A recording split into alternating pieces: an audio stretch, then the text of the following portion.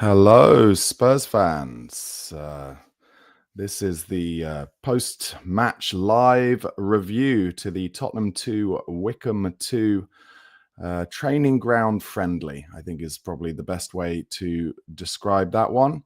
Not a huge surprise on the basis that it was, in fact, at the training ground, but I sat through it, I watched it, and we can discuss it.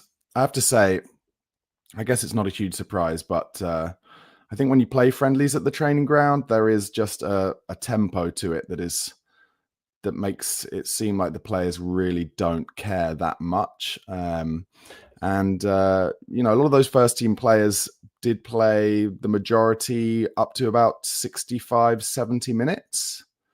And then after that, it just became a kind of youth-friendly game, really, as Thomas Frank made all of the changes. But the result was 2-2. 2 goals for Pat Matasar, who was kind of playing as the most advanced of the 3 midfielders. The team that was put out was as follows: Brandon Austin, Pedro Porro, Christian Romero, and Luka Vuskovic, who I'm just going to start crossing myself because we have got a Rolls Royce on our hands in that boy.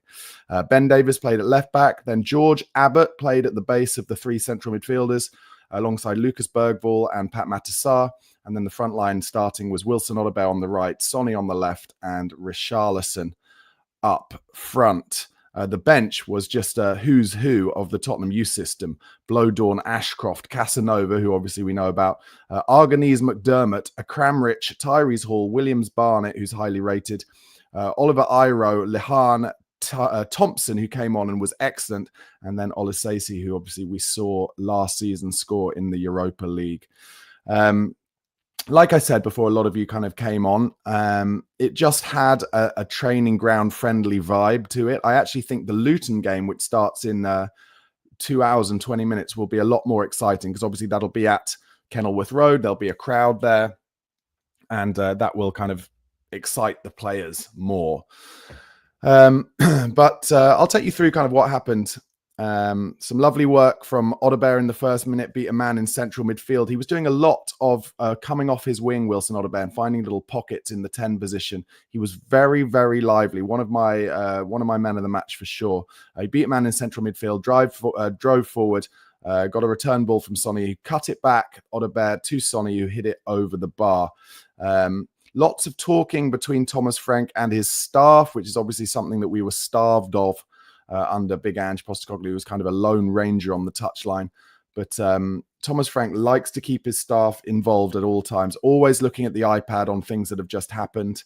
And that is a good change from the last couple of seasons.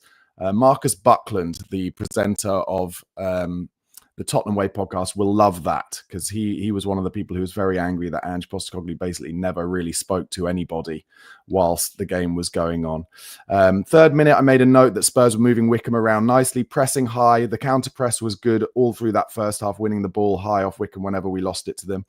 There was one pass in the 5th minute that was slightly familiar from last season, just kind of one central pass cut open our midfield. That only happened maybe 1 or 2 occasions in that first half. Good hold-up play by Richarlison in the 6th minute from a Brandon Austin kind of mid-range pass. Richarlison broke forward in the 7th minute, laid it out to Odobert, got into the box. He cut it back for Richarlison, who had a rusty shot wide. I call it rusty because Richarlison and Sonny actually both looked pretty rusty. Sonny wasn't as rusty as he was in the Reading game, for sure. He showed some little bursts of acceleration, Sonny, actually, at times, which bodes quite well for the season. But again, just not really anywhere near his best form, I would say. 9th minute, a good drive from Sonny inside. He was fouled just outside the box. Porro took the free kick, but it was he struck it firmly, but it was easily saved by the keeper. I made him a note in the 11th minute that Vuskovic is just so brave with his passing into the midfield. He never chooses the easy pass. Then Porro had a great ball to Odobert, who cut back the ball again to Richarlison. But the pass wasn't great and Richarlison's shot was blocked. That was in the 11th minute. The first kind of 20 minutes or so was all Tottenham. George Abbott, who came in as a late replacement for Rodrigo Bentancur, who is ill. He looks like a tidy player, George Abbott, playing in the 6. 13th minute, I made a note. Odobert, very bright, cut onto his left foot, had a shot saved. But Pap Sarr followed it up, and that was the opening goal for Spurs. It was Porro who found Odobert inside in that number 10 position that Spurs were really picking Both actually, Odebear in the first half was picking up a lot of space in the number 10 position. And then in the second half, Sonny was coming more in off the left as well, finding little pockets of space. In that second half. Sonny in the 15th minute had a chance to get to the byline, but his step over was telegraphed again, just looking rusty there. 17th minute, I made a note to say that Spurs were keeping the ball beautifully, sometimes goading Wycombe to kind of try and press them. And the 19th minute, once again, Vuskovic, ridiculous on the ball, so confident and composed. He used a body feint to bring the ball away from two attackers. There were just endless moments like that from Vuskovic. For 18 years old, he is absolutely ridiculous, that boy. 20th minute, beautiful ball from Porro over the top. Sorry, from Bergvall over the top to Porro, who got in, but his shot was blocked. 21st minute, corner recycled nicely by Abbott, out to Porro, whose cross should have been headed in by Richarlison, but he kind of mistimed his jump. Another example of his rustiness there. Made a note in the 22nd minute to say that Porro's outswinging corners were causing trouble every time. 25th minute, Spurs pressing well, winning the ball high. Odebear found Son, whose shot was blocked. 27th minute, another note to say how well Odebear was playing. 30th minute, beautiful body feint by Lucas Bergvall in midfield to get away from two players. That was probably the best thing he did in the game. 31st minute, amazing ball from Porro, put Odebear in. Had a chance to get a shot away on the volley, but didn't get hold of it, and it went wide. 32nd minute kind of goal from Wycombe against the run of play. It was too easy for them to transition through the middle.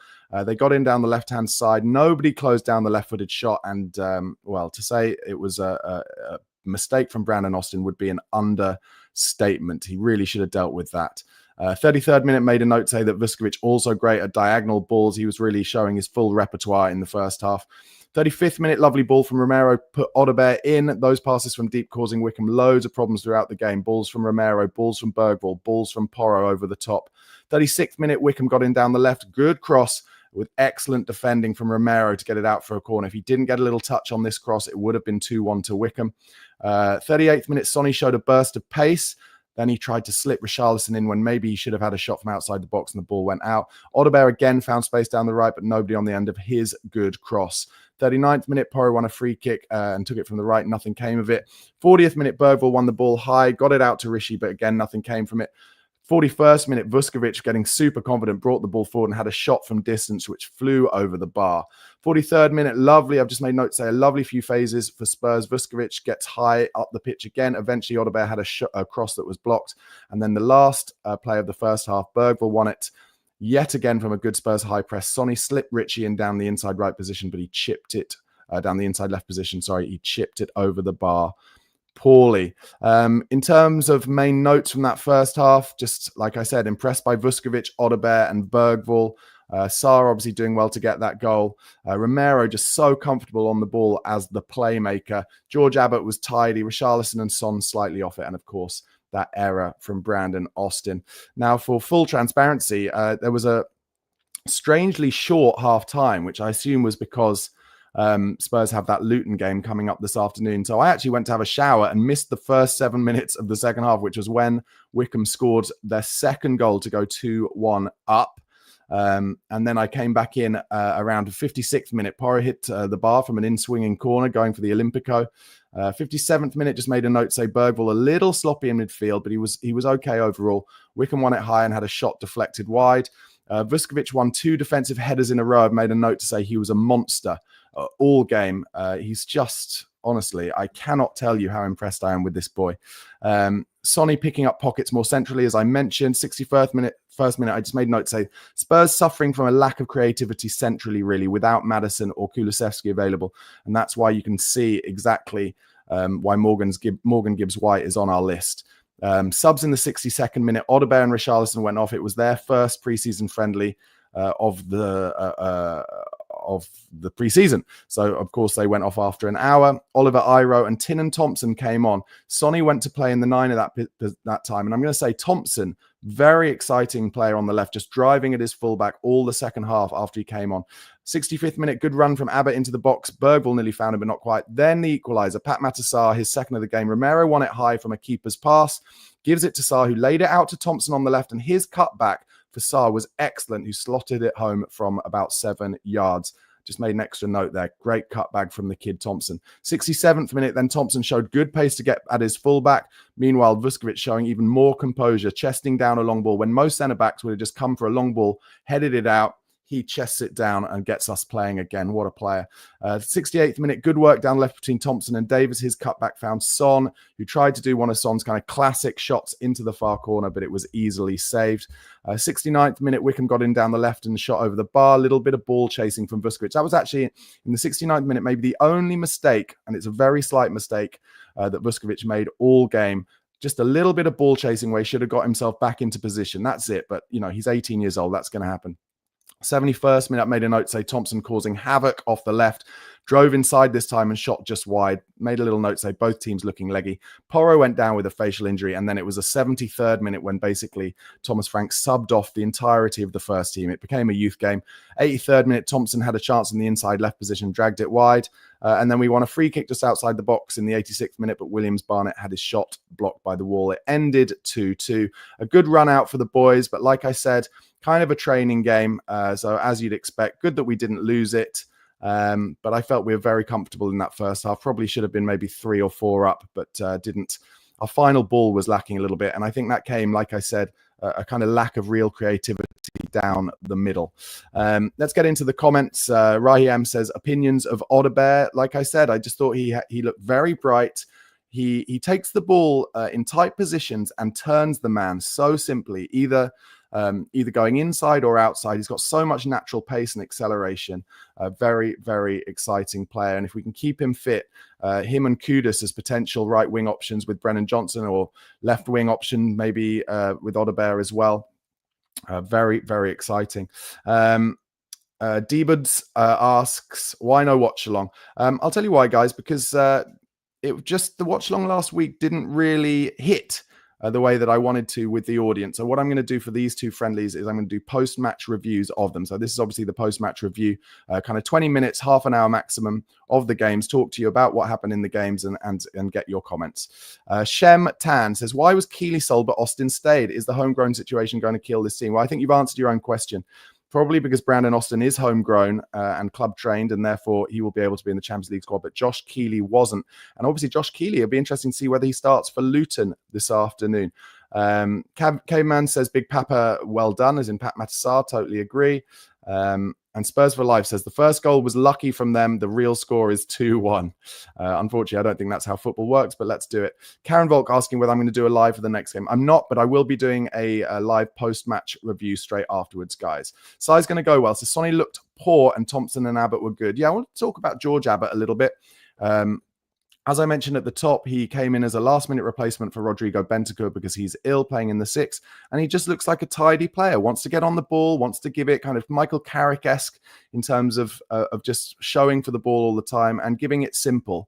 But I would be very surprised if George Abbott kind of stays with the first-team squad this season. I think it's more likely he will go on loan. He had a loan last season, I think, at Notts County, did well there, and maybe he'll get a championship loan this summer. Kev G, bit of negativity, says same culprits not showing up pre-season or not. Kev, who are you talking about there? You're talking about Sonny and Richarlison maybe? They just looked a bit rusty.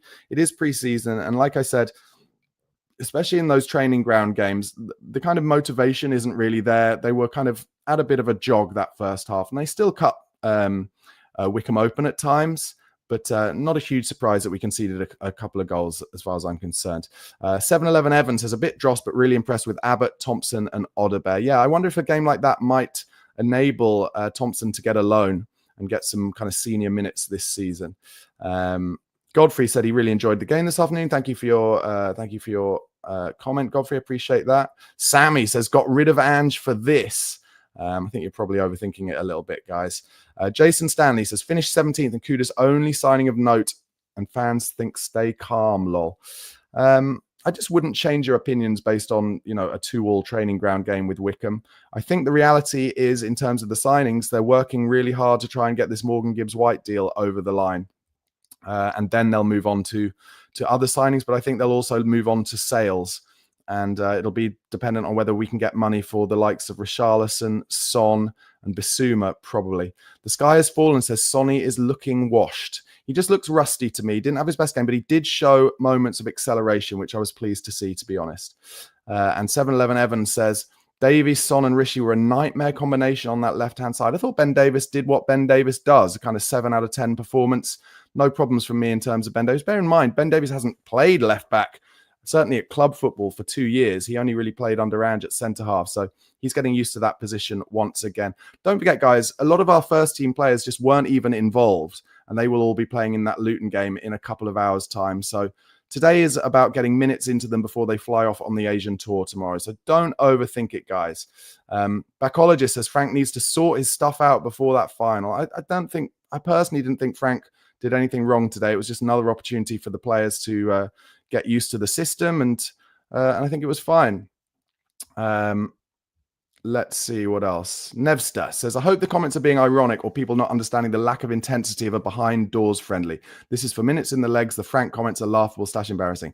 Nevsta, I think that's a great comment. I completely agree. Behind closed doors friendly, very hard to get players motivated, just getting minutes in their legs. One thing I do want to talk about is just how much I love Romero in this system. He gets so much time on the ball, and just over and over again, he plays those between the lines passes. Such an exciting footballer. And that's the reason why I don't think any club is going to be able to afford the amount of money it would take to get him off our hands this summer. And I'm pretty sure, I feel pretty confident. There was a moment just before the game started where Thomas, Frank and Romero were talking incredibly deeply about what was about to happen. And I think, Frank, if Sonny goes, and maybe anyway, but I think Frank is going to make Christian Romero his captain. PKD81 says Son was poor. I would go with Rusty. Sonny agrees, says Son was a tough watch today, eh?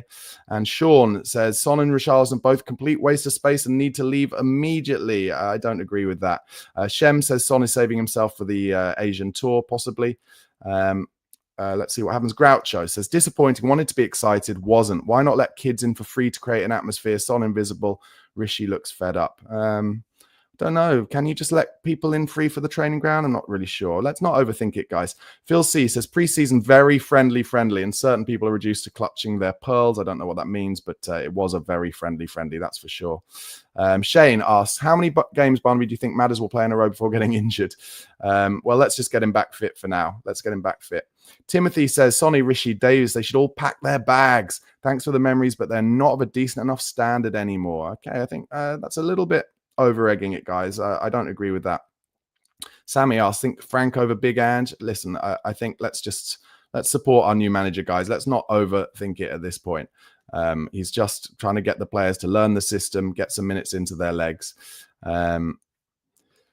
Scott Roundtree says, probably would be better starting Lancashire over Richarlison, need another striker. I think Lancashire will get some minutes this afternoon against Luton, I would have thought. Scribble Scrabble says, Thompson was a nice surprise. Yeah, for any of you who didn't watch it, a young boy came on the left called Thompson. What was really interesting was hearing the coaches on the sideline every time Thompson got the ball, shouting at him, just get at your man, and he did. And he wasn't only beating his man on the outside, he beat him on the inside one time too, and played a couple of nice little 1-2s with Ben Davies.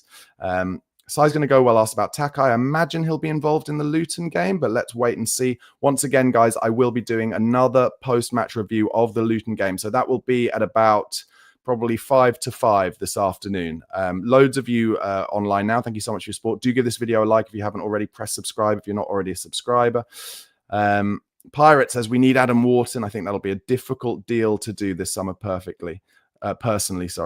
Shane says, this is a problem if we're worried about if Odegaard staying fit. Why do we sign these BS injury-prone players? Well, he's not injured at the moment, so let's hope our injuries are better this year. Jack asks, do you think it's time to walk away from the Morgan Gibbs White deal? No, I don't. If they feel strongly that he's the man, stick at it. They've triggered the release clause. It should come our way as far as I'm concerned. Just may involve a bit more patience. Pec 20 says the players won't want to get injured before the season. Yeah, that's a reason why today was a little bit tempo free, I'd say. Phil C explains to me, saying, clutching their pearls, an idiom used to describe a reaction of exaggerated or affected shock. Thank you very much. And Engineer E28, so some of these comments make you want to puke. Yeah, it's a little negative, guys. I wouldn't overthink it. Scribble Scrabble says, I wonder if Vuskovic is playing again. He left with Frank. Yeah, it'd be interesting to see if any of those players do play some more minutes this afternoon against Luton. But look, guys, there were some great positives. Odebear, Vuskovic played really, really well. George Abbott looks like a tidy player. It's just a training ground friendly. Let's not overthink it. We got another friendly in a couple of hours' time. Really enjoyed doing this post-match review for you guys. Do give the video a like if you haven't already. Subscribe to the channel and come and join me at about 5 to 5 this afternoon for the post-match review of the Luton friendly. Come on, you Spurs.